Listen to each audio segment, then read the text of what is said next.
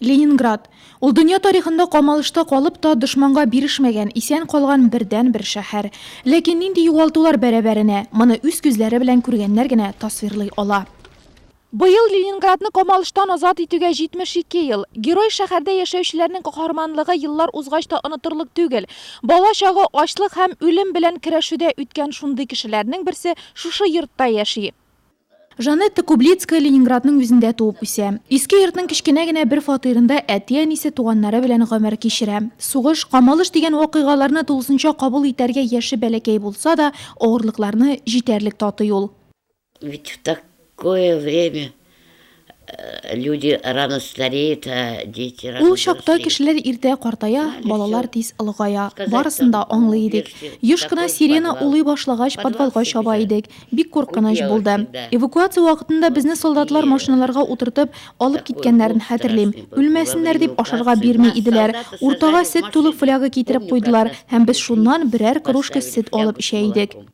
Камалышлы Ленинградта яшәүчеләрне Ладога күле аша эвакуациялый башлагач, Жанеттаны башка балалар белән бергә Рязань өлкәсенә чыгаралар. Шунда аны соңрак әнисе табып ала. Ләкин газиз кешесенең гомере бик кыска булып чыга. Жанетта Александровна Павлова Посад һөнәри училищесын тәмамлый. Орск шәһәрендә яши. Соңрак КамАЗ автогигантын төзергә дип Яршалы шәһәренә күчеп килә. Бүген өлкән кеше улы белән бергә Мамык авылында гомер кичерә. Нурлат якларына ихластан гашыйк ул. Это моя вторая родина.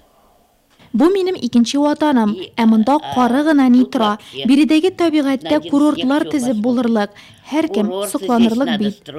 Өй җылы, тамак тук, эс бөтен. Сугыш елларында аеруча бернинди продукциясыз камалышта калып ипи алчыгының нинди кадерле булуын аңлаганнар бүгенге көннәренә шатланып яши.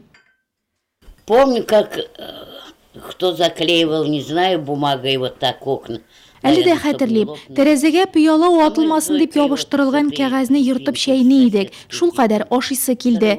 Мускулларым әле дә үз хәленә кайта алмады. Хәзер яшәве бик рәхәт, сугыш кына булмасын. Сугыш тәмамлангач, Жанетта Александровна берничә тапкыр Ленинградта була, тик эш буенча гына. Башка анда кайтмас идем ди ул. Камалыш яралары 72 ел узса да төзәлми икән.